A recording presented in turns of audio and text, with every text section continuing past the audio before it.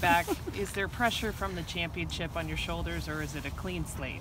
No, it's definitely a clean slate, but we always put pressure on ourselves to win because that's what we want. We're here to win. We're here to be the very best team in the league, and we don't just want to be that, you know, at the end of the year. We want to be that the entire year. So I think the goals are always win the Shield, win the Cup, and so that's how we start out every year.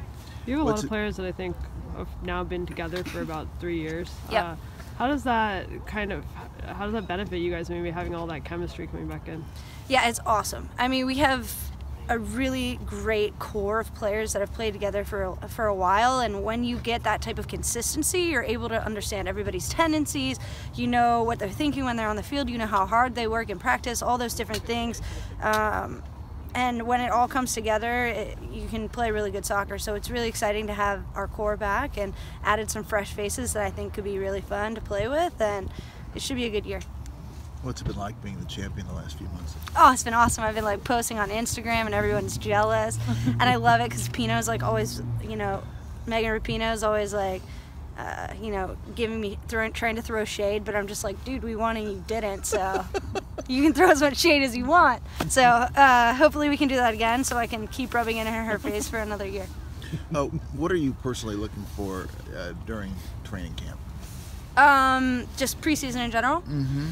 Yeah, I think this first part of camp we really need to work on sort of individuals and making sure that we can get to individually the best level that we can, and then we get our veterans, our starters back, then we can start working on some more team tactics things and figure out how we're going to play this year and how we're going to win.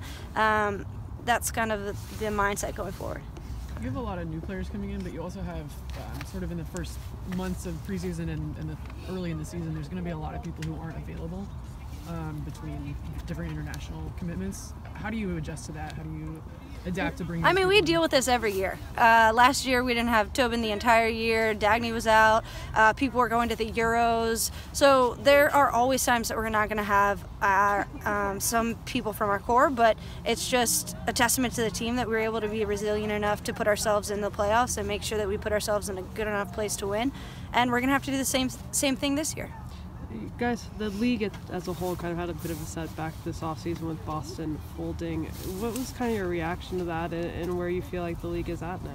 Honestly, I don't think that's a long-term setback. I think it's a short-term one. I think that if it happened a little bit earlier in 2017, then we could have done something about it and maybe brought in another owner. But to me, we brought in a really great owner in Utah. You know, they've been trying to make everybody jealous on social media.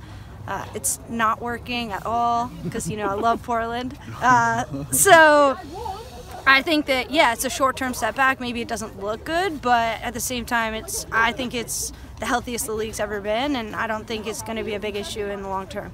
Are you going to make Merritt Paulson get you some robes? I want a robe real bad. I didn't necessarily think they were, like, necessary until I started thinking about it, and I was like, that's a really great idea.